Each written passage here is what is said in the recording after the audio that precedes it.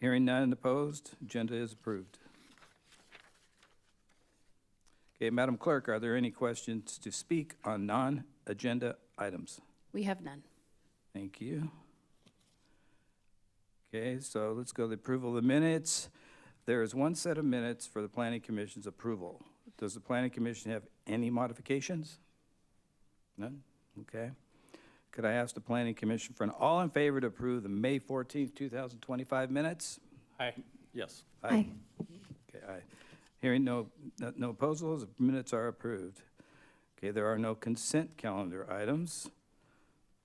Okay. Before we begin the public hearing, I'd like to briefly explain the procedures. Following the staff presentation and any questions from the commission, I will open the public hearing. The applicant will then have an opportunity to speak, followed by members of the audience who wish to address the commission. Each speaker will be given up to 3 uninterrupted minutes to provide their comments. Please note that the commission will not be able to respond to comments or questions posed during the public comment portion, but may raise questions or issues with staff or the applicant after the public hearing is closed.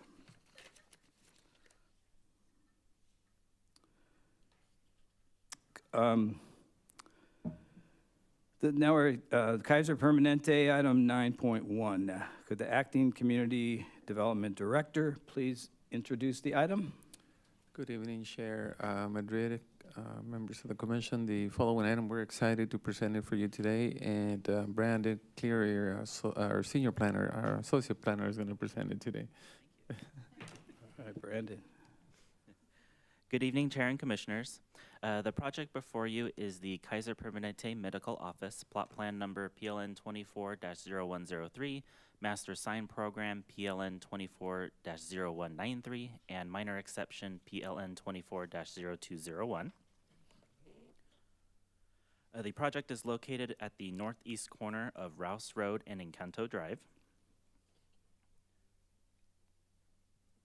The general plan and zoning designation for this project site is commercial office, for which medical offices are a permitted use.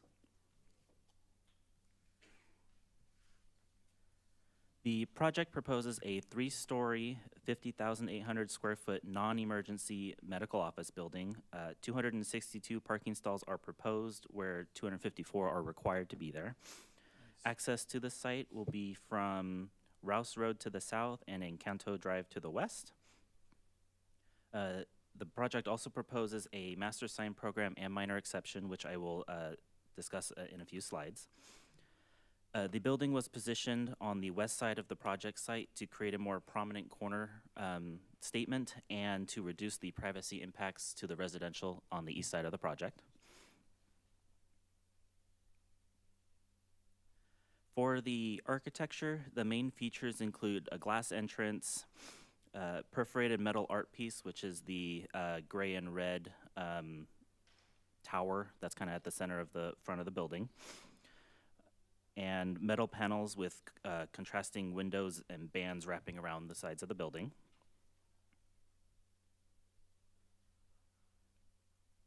And here's a more photorealistic picture taken from the 215 freeway, kind of southwest of the project site, and also at the main entrance off of Rouse Road. As you can see, there's the glass entrance with the perforated metal tree art feature.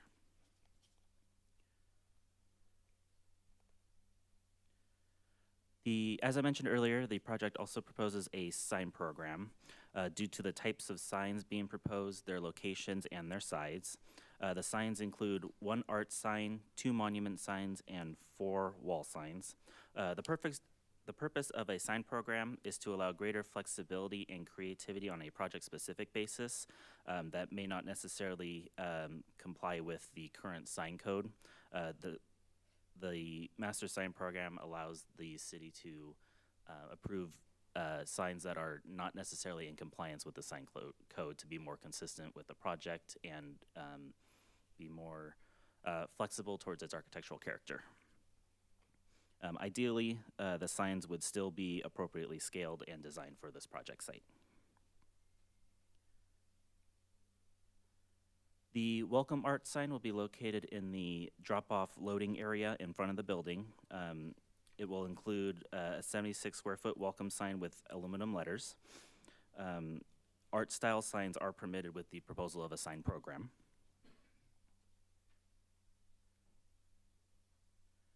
Two monument sites are proposed on the Encanto Drive frontage. The southern one will have the non-emergency services in bold to help highlight that. And then the north one will have directional information to receiving and the main entrance.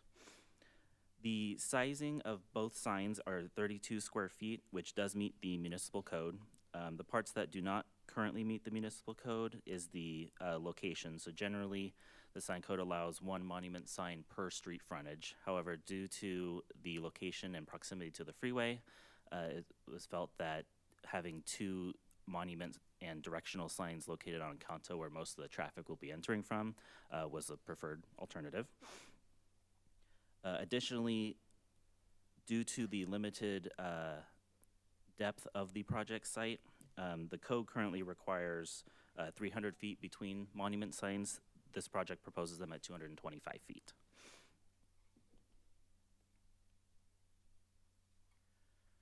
Two of the four wall signs will state Kaiser Permanente and will be located on the north side of the building and the west side. They will be 105 square feet. The north wall sign will be approximately 29 square feet larger than what the current code allows, but it is still in keeping with the design of the building and is appropriately scaled for the size of the building. The Kaiser Permanente sign on the west side of the building meets the code. And there are two additional wall signs that are much smaller. They'll be located on the south and east sides of the building to highlight the community area and pharmacy area, and are meant a little bit more for directions internal to the project site. The pharmacy sign will be 9 square feet and the community sign will be 13 square feet.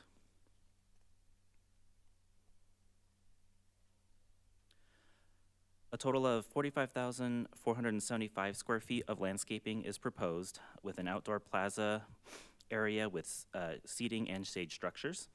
Additionally, an outdoor employee break area will be located on the north end of the building, which also includes seating and shaded areas. Additionally, we have 48-inch box trees located on the eastern property line to help screen the existing residential. For the minor exception I mentioned earlier, the project proposes to reduce the minimum required landscaping by 5.75%. Currently, it is a 25% minimum requirement. So this would bring it to 19.25% in order to accommodate solar canopies over 105 parking stalls. The code allows a minor exception to be approved for an up to 10% reduction, so this reduction will be just a little over half of what the allowance is. In exchange, the site will get additional shading due to the solar canopies, and the project is proposing enhanced pedestrian walkways to increase connectivity and pedestrian safety. For the environmental determination, the city determined that the project will be exempt from CEQA due to 15332 infill development. The project is required to be consistent with the general plan and zoning code within city limits and less than 5 acres, has no value as habitat for endangered, rare, or threatened species, and has no significant impact to traffic, noise, air quality, or water quality, and is served by all utilities. For this project, we had our consultant prepare reports for traffic, biology, cultural, noise, air quality, hydrology, and water quality to support the exemption from CEQA.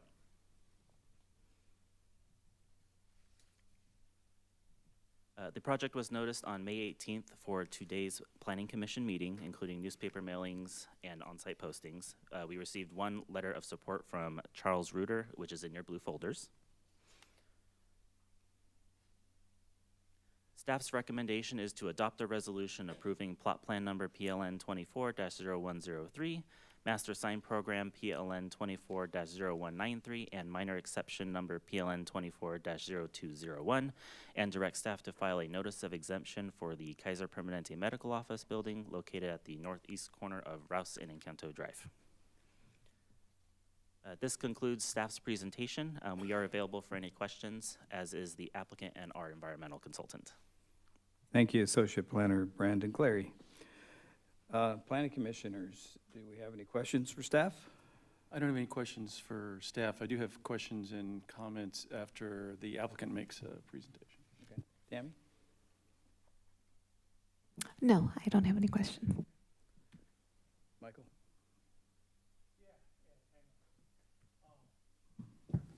I just want to verify the landscaping.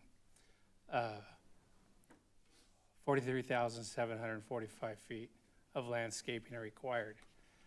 Because of the solar canopies, we're reducing that by 2,673 feet of landscaping, which is just a fraction of the landscaping. That's correct. Okay, thanks. I just want to verify those numbers. Yeah, going back to that, Brandon, what are we required to do this by city ordinance or state law or anything, or is this just a good idea to have solar and less 2,600 square foot of landscape? I'm just curious how effective those canopies are. Just asking. The general plan encourages alternative energies where possible. So the applicant is proposing to put in solar canopies because it'll help power their business as well. It is not a requirement to have solar canopies. The only requirement for alternative energy infrastructure is for electric vehicles, charging stations. Okay, I was just asking. And I saw you said, so the building is 50 foot's the height, and it's really 53, but you get 15 feet for allowance for equipment on the roof, so we're pretty well covered. Yes, So that sounds good. the 3 feet in height that's over it is just for the mechanical equipment enclosure Oh, it is on the roof. Okay. There's no usable indoor square footage above the maximum height of the zone. Okay, and then my last question is, what do you use for the sign program what criteria I mean, it works great, and I'm glad you're lenient on working on it, but. We use the current municipal code as the guiding requirements for the sign program, and then we take into account the project's location, the architecture of the building, and trying to see what the applicant is trying to accomplish with their signage. Great, did a good job. Thank you. Are there any more questions for staff? Okay. So then I will open the public hearing at 6:14 p.m. Madam Clerk, can you confirm that the item was legally noticed and if any correspondence has been received? The item was legally noticed. No other correspondence other than what Mr. Cleary has already mentioned. Thank you. Okay, I'd like to invite the applicant to the podium to speak, please.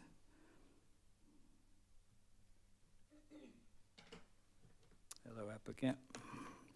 Good evening, commissioners. The button on the side. Oh. Okay. Is that okay?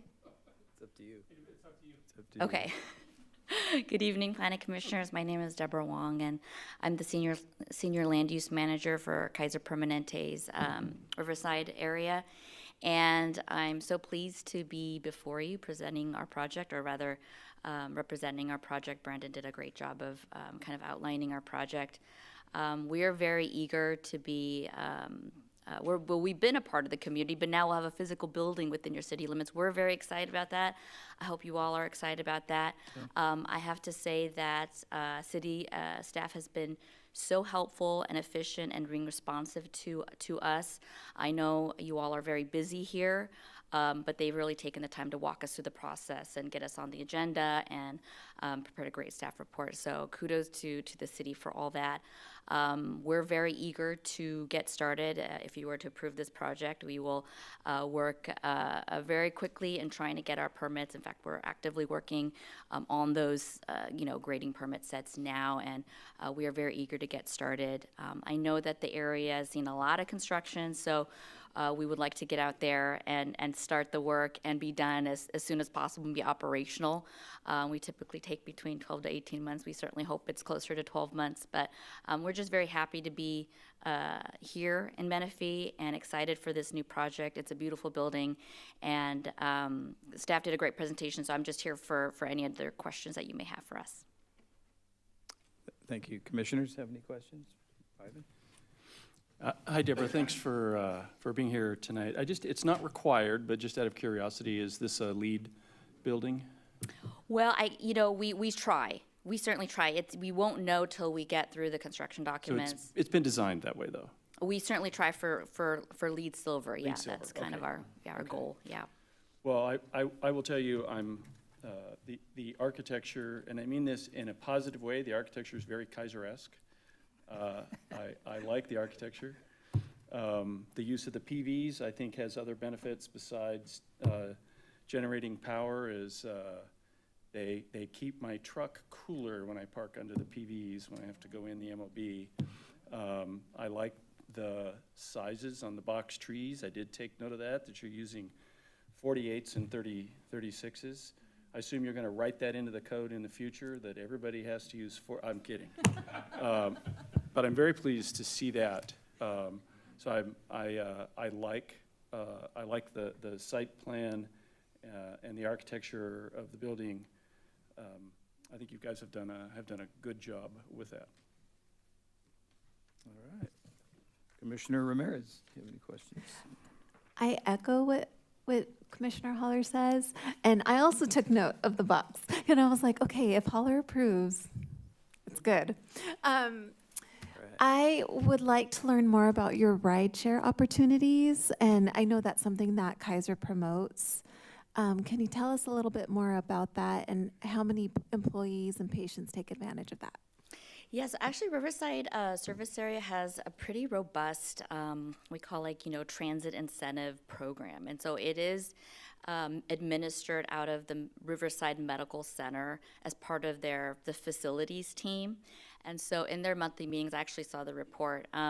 We are part of the IE commuter program, or rather the Riverside version of the commuter program. It helps with guaranteed ride home, and it incentivizes employees to use transit by way of raffles, and there's a lot of marketing material. We do have monthly, as part of the monthly facilities meetings, they do provide a report that helps outline, how many miles were saved when people log in their carpool days, or if they've biked or ride shared to work, walk to work, whatever that may be, and it outlines how we reduce the vehicle miles traveled for our employees on a monthly basis, and it really helps to see those numbers, and they're very, they really are great proponents of that, and it's for the entire, for the entire service area. So we'll definitely be looking to do that, extending that to this medical office building. Yeah. Thank you. Are you requiring your employees to live in Menifee? Is that a condition of approval? I'm kidding. Yeah. Commissioner Knighton? Good evening. You want to fast track this project. I read somewhere in the paperwork, you're anticipating fall of 2027. Is that still reasonable, or when the time that was written, things have changed? Well, let's see. I think that's a safe assessment. I certainly think that we can and we'll certainly try to get it online faster. I mean, we're very much eager to get it online sooner than later. I know that the project management and construction teams are actively working on trying to submit our package for the permits, which takes some time. So I don't want to say on the record that'll be soon that, but I really think that we will be ahead of that and that we'll try our best to do that, yeah. I thought I saw it somewhere or heard it somewhere, but I double-checked, triple-checked, I couldn't find it anywhere. How many providers are gonna be in this center, Ooh, approximately? David, do you know?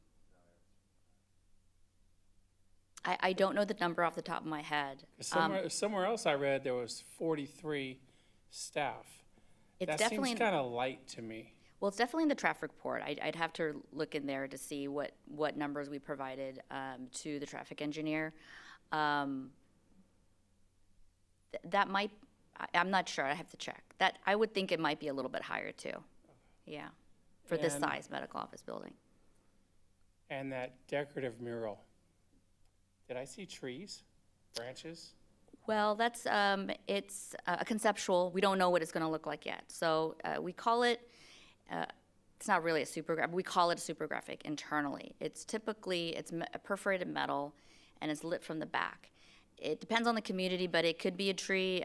In Hesperia, it was a Joshua tree. In Wildemar, Marietta have similar, it's either an oak tree or something like that. We don't know what it will be yet. I'm looking at Wildemar's right now, and it looks like poppies and wildflowers. Yes. But it's not, it doesn't have the perforated steel. It looks like it's just kind of shaded up there. I like the perforated steel. And just, whether you do it or not, it's not gonna bother me.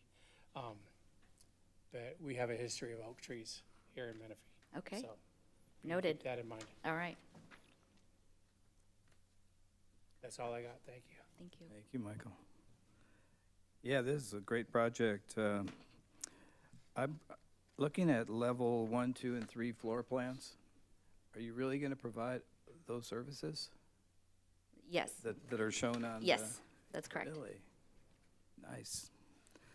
Okay, no, I'm good. I don't have any other questions, anyone? Michael? Okay. Thank you very much. Oh, do you agree with the conditions of approval? Yes, yes, we're in agreement with them. Okay, great. 100 staff and physicians, so yeah. Yeah. Thank you, David. Thank you very much.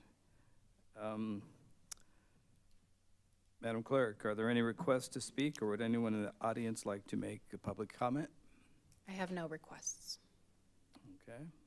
So then I'll close the public hearing at 6:23. Commissioners, any more comments or discussion? None? Okay. Okay.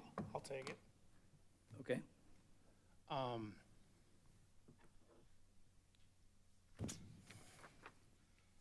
First of all, this is a beautiful building.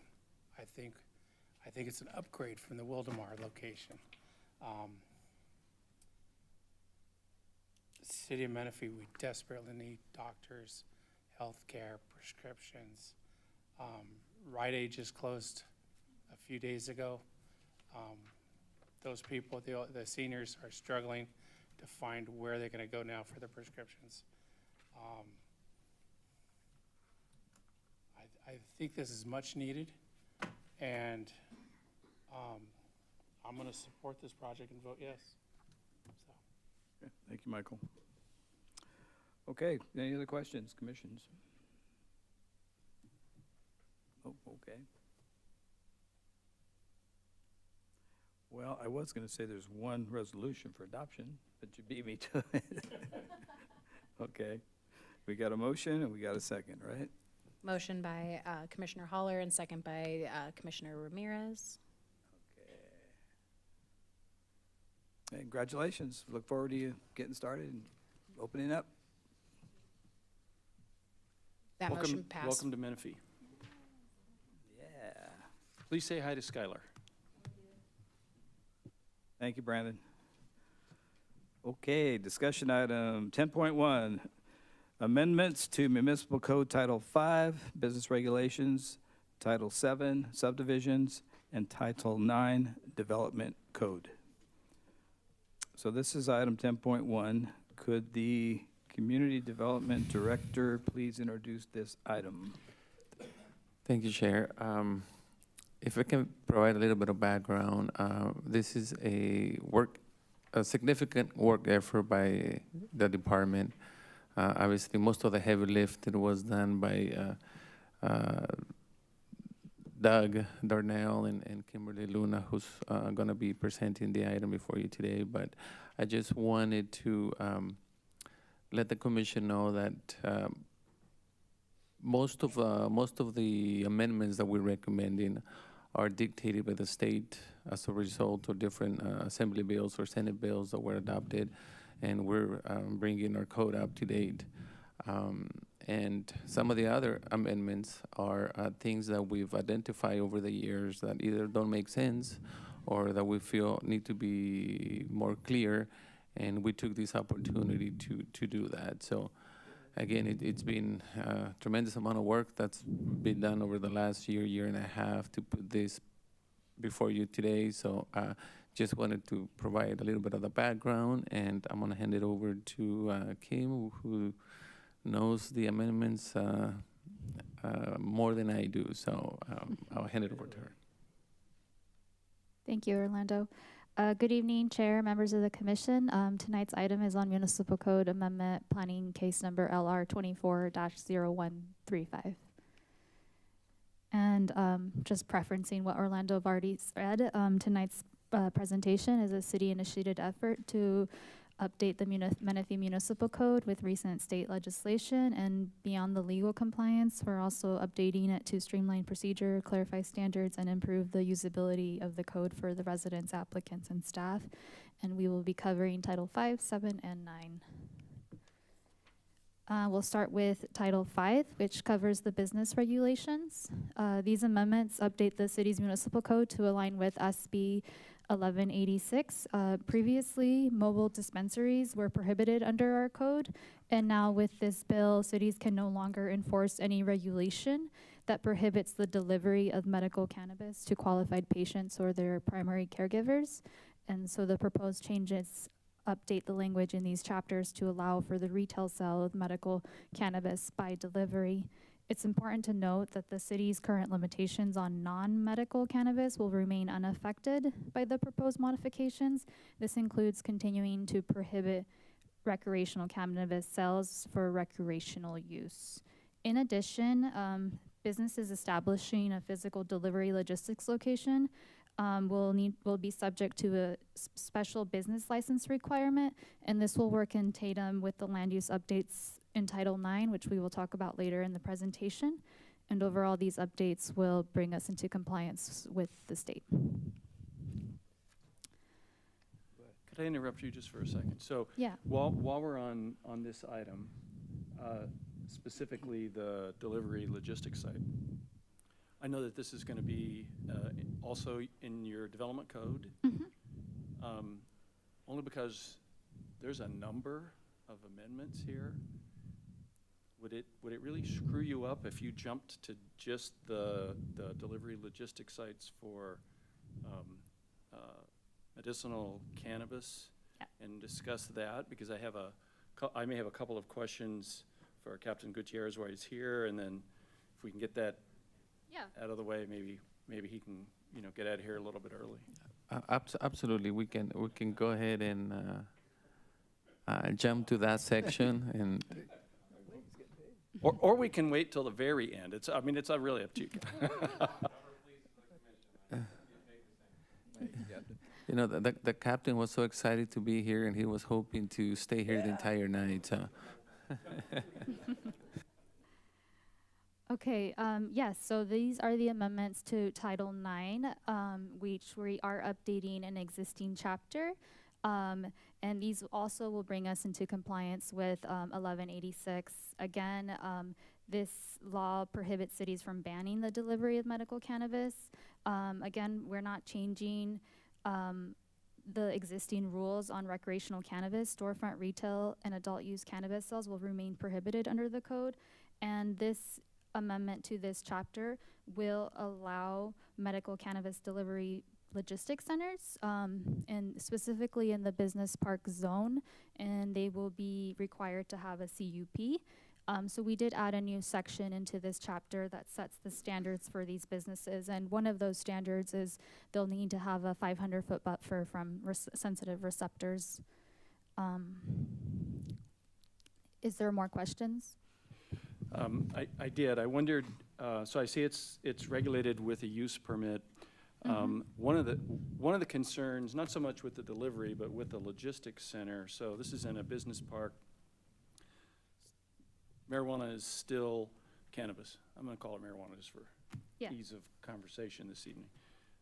It's still a cash business, so you have in a business park, you have cash and marijuana stored. Are there any additional security measures that you're proposing or that you would propose through the use permit? Because that's obviously a potential safety concern. I know I've dealt with this in other jurisdictions. PD had similar concerns. So that was my question. Are you proposing to do anything else? Because I just see you have a buffer requirement. Excellent question, Commissioner Holler. I'll start answering the question, then I'll ask Captain to perhaps add additional information if necessary. The code does not list any specific requirements as it relates to that. Staff felt that requiring the CUP was going to give us the ability to analyze on a case-by-case basis the business and the operation of the business and what would be required to make that business safe from a PD perspective.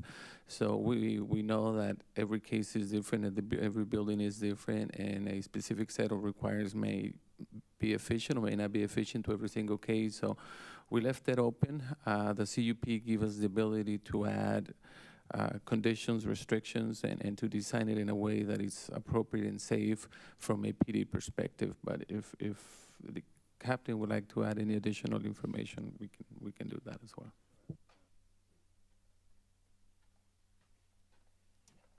Good evening, Chair, Commission. Dave Gutierrez, one of the captains for the Menifee Police Department. So we did work on several occasions with staff regarding these amendments, and specifically speaking to security. I mean, there is the requirement for surveillance videos to cover all ingress and egress points of access to and from the building, as well as the parking lot. We believe that is extremely important, as well as requiring a background check on the owners and operators of this business to make sure that there's no potential for them to have been involved with other nefarious type of operations. In addition to that, we as a police department are building a real-time crime center. We're beginning the foundational stages of that now. And with that, we'll have the ability to monitor live feed videos with the community. So if a store of any type wants to partner with us, they can give us access to their cameras and we can see live what's going on in there. And so if there's no reservations from the city attorney or otherwise, I think a CUP condition to allow the police department to have live feed into those places because of the potential for crime and other things to happen at that location, I think that would be prudent upon the city to do that as an extra measure of security. Captain, I appreciate you offering that. That's one of the questions that I had. I'm not maybe as concerned as much about the operators of the business as somebody coming in, knowing that they were there. And obviously, I would defer to you operationally. But one other thought might be whether or not you could, as a part of the use permit, locate a flock camera somewhere near the business. I don't know where that would end up, obviously, in the network, but that might be another opportunity. Yeah, certainly there could be a requirement for the owner of that business to purchase and maintain a flock camera, which would have automated license plate reader technology built in. So if, unfortunately, something did occur at that location, it would give our investigators and our patrol officers a much-needed investigative resource to solve that crime. One other thing that we do with other types of businesses that can bring, illicit type behavior is requiring an ability to go on site and do an inspection either by code enforcement or the police department just to make sure the business is operating as expected through the CUP and the ordinance and the development code. So that's a potential option as well. Thank you, Captain. I want to follow up with Director. do you have the tools that you need? If you were to write these additional things into a template for a use permit, you have the tools that you need to be able to do that, given the amendment that's proposed in the code today? That's correct. I think we, in discussion and working with PD, we feel that what we have proposed is adequate to allow us to move forward and regulate this type of businesses. Okay, thank you. That's all I have. Thank you, Captain. Hey, Captain. Hold on, Cap.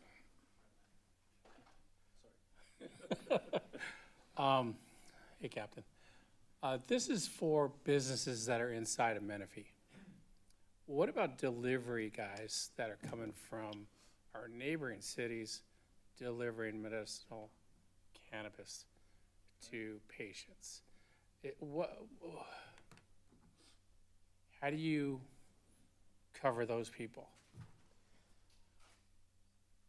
Could be challenging. What I would say is that our officers are very skilled investigators at communicating with people and checking, the legitimacy of what folks are doing.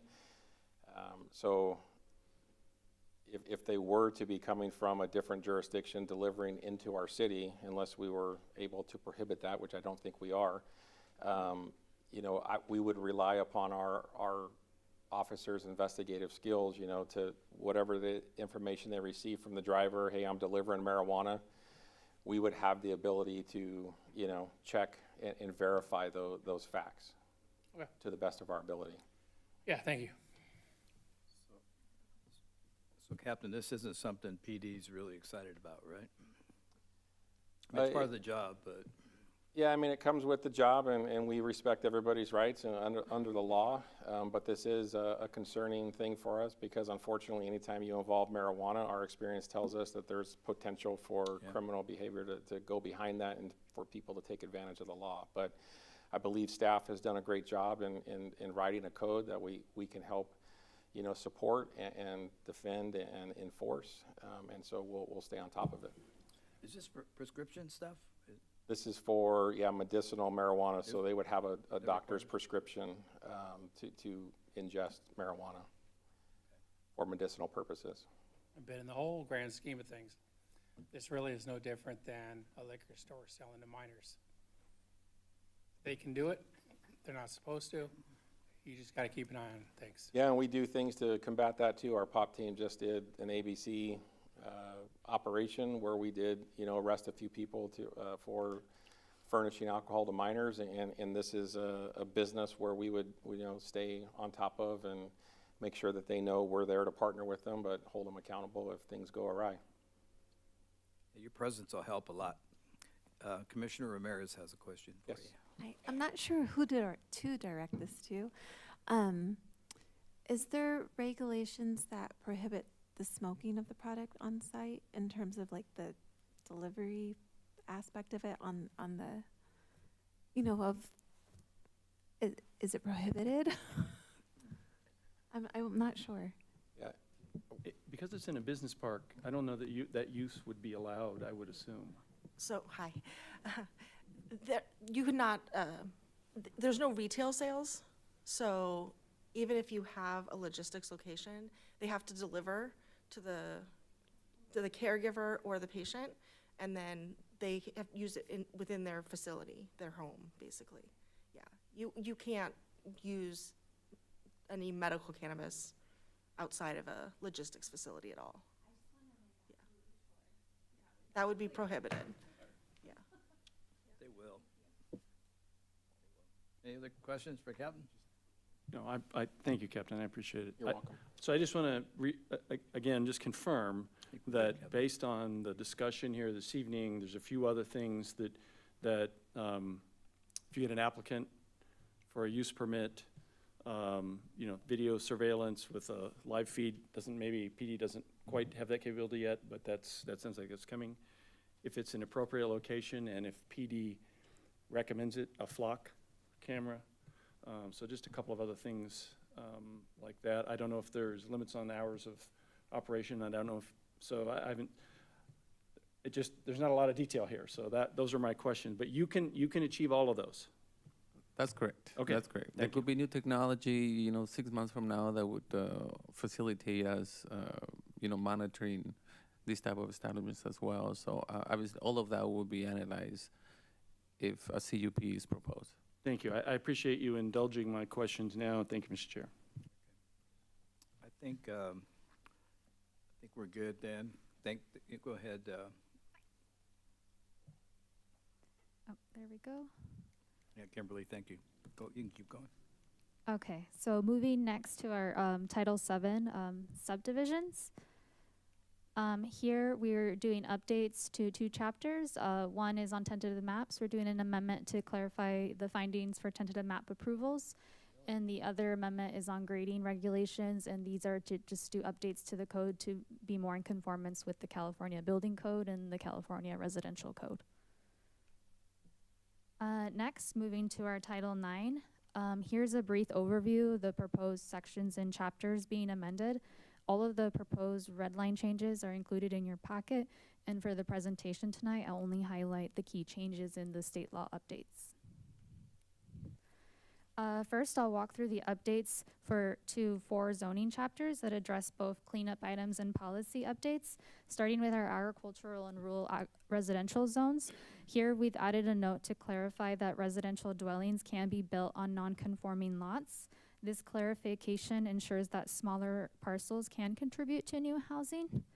Then in our residential zones chapter, we've removed duplexes and multifamily allowed uses from the LDR1 and the LDR2 zones to align with the general plan, which call for single-family residence.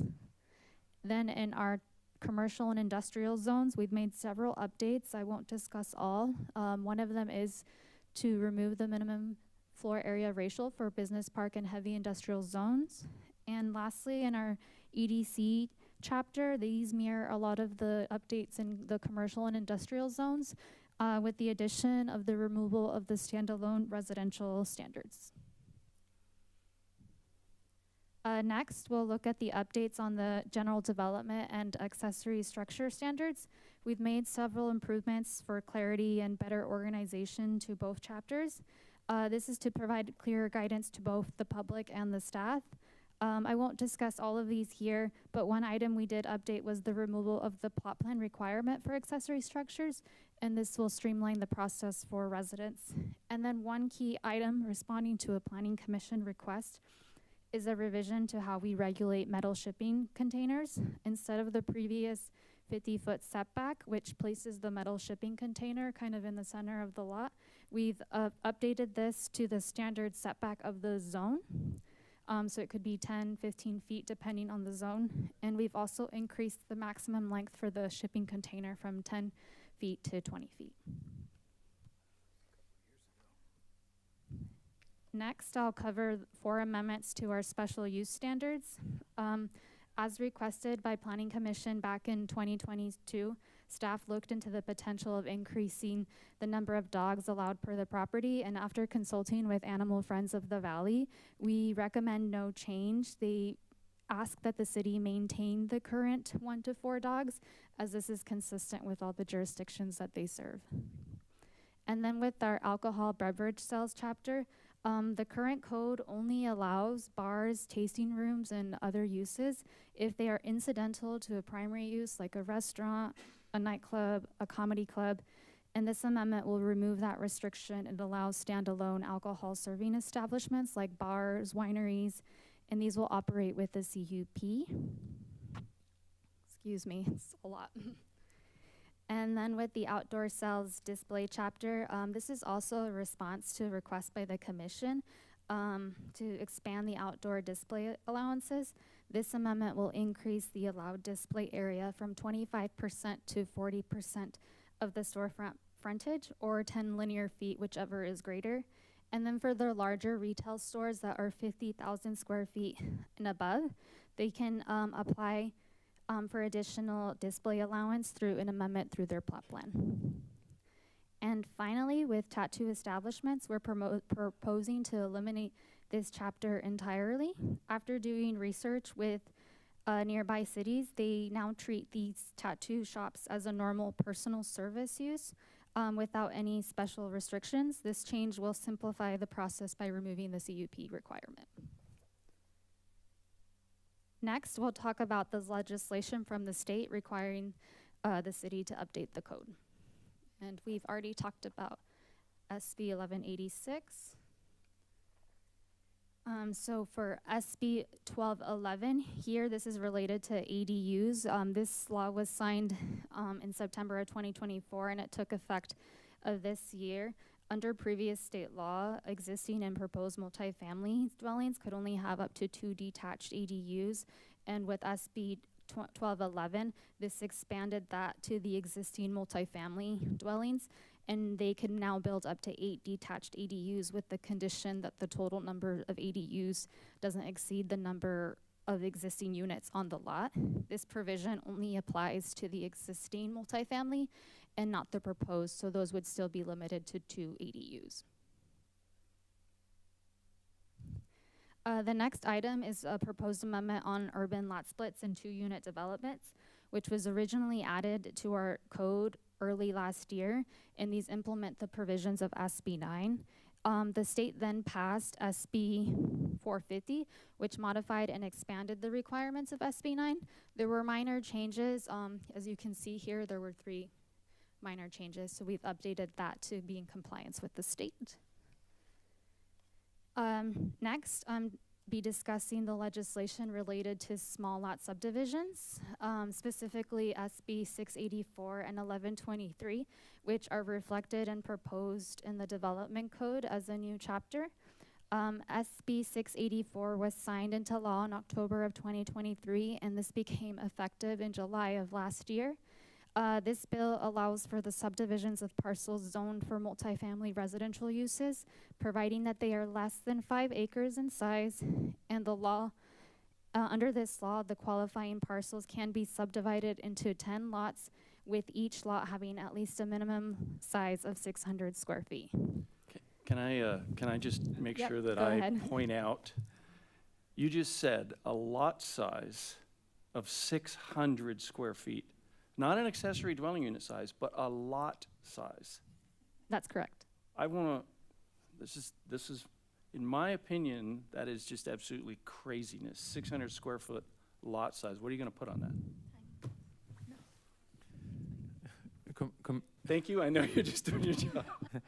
Commissioner, when we first read the bill as well, we had the same reaction, and similar to this, there's other legislation that has come down from the state that doesn't make sense to us, right? Obviously, it's tailored to maybe certain areas of the state, and they apply a uniform approach to everybody, which doesn't make sense, but it's something that we have to deal with, unfortunately.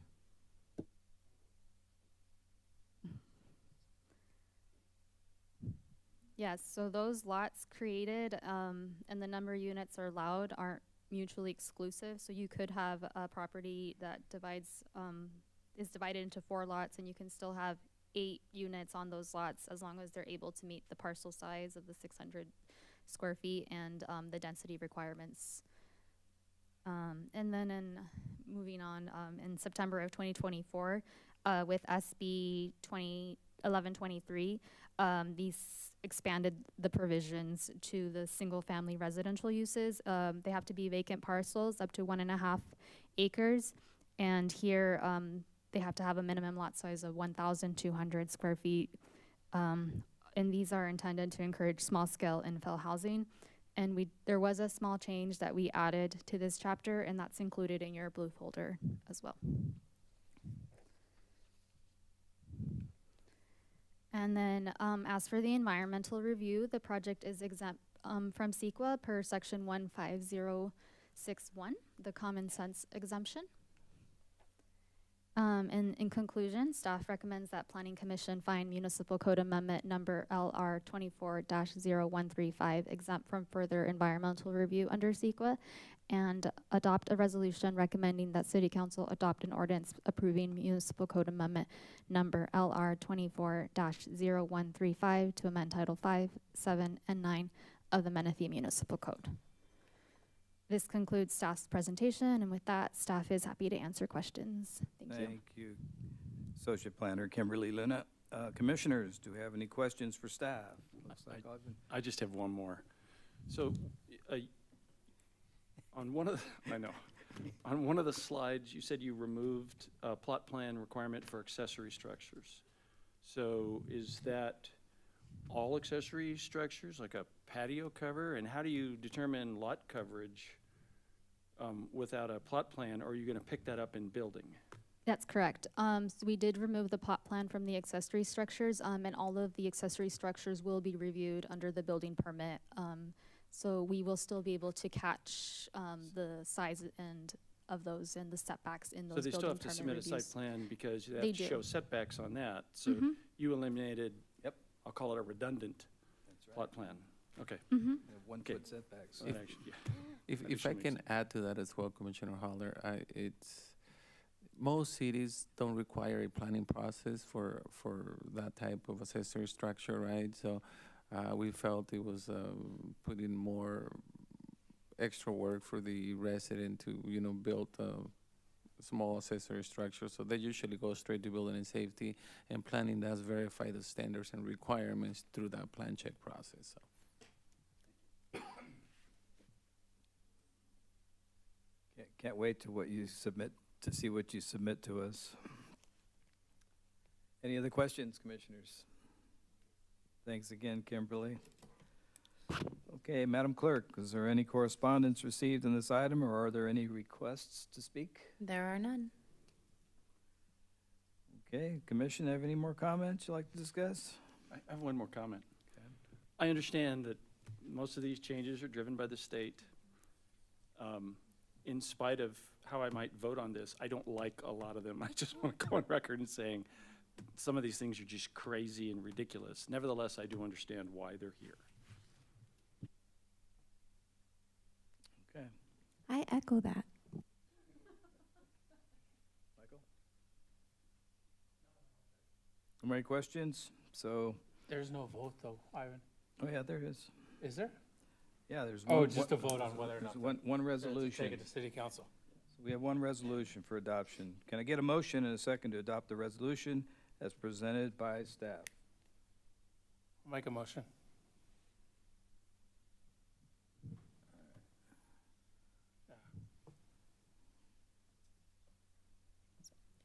Chair, may I confirm that that motion also includes that the project is exempt from CEQA? Yes.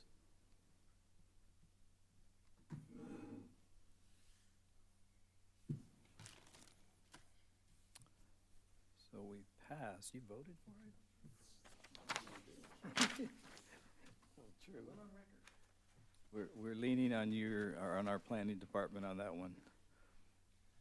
Okay, so, moving on, Community Development Director comments. So, Community Development Director, do you have any updates or comments? No updates for the commission. Just want to thank Captain Gutierrez for being here today and assisting us in the process. So Yes. it's hopefully he can come back and visit again. Thank you. Okay. Does Planning Commission have anything to report on committee activities? You eyeballing me? I might as well just say Michael and that, It should just be item 12, Mike's speech. That's what I'm. Anyways, I want to make a comment about last week's city council meeting. And actually, I want to thank Orlando. You're going to get props tonight for explaining AB 98 so precisely and so, it was like, you talked for like 3 minutes, but it made it so that everybody in the room understood what was going on.